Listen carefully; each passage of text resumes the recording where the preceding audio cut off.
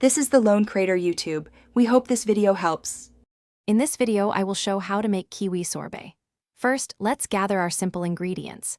You'll need about 6 ripe kiwis, which is roughly 2 cups once peeled and chopped.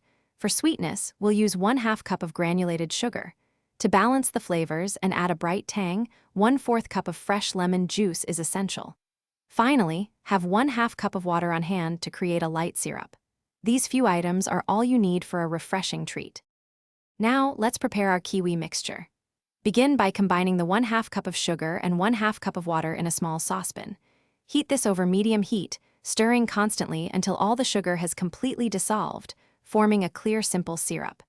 It's crucial to let this syrup cool down entirely to room temperature before the next step.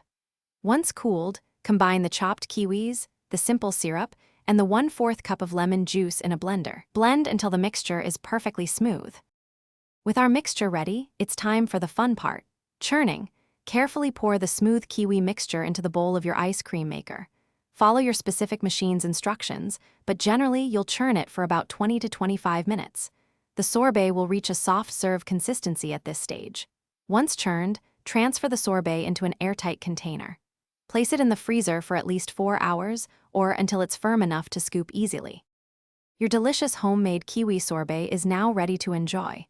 Before serving, let it sit at room temperature for about 5 minutes to soften just enough for easy scooping. Scoop generous portions into chilled bowls or elegant glasses. For an extra touch, garnish each serving with a fresh mint leaf or a thin slice of kiwi. This vibrant, naturally sweet, and tangy dessert is perfect for any occasion. It's a delightful treat you'll want to make again and again. Thanks for watching. Consider subscribing if we helped you.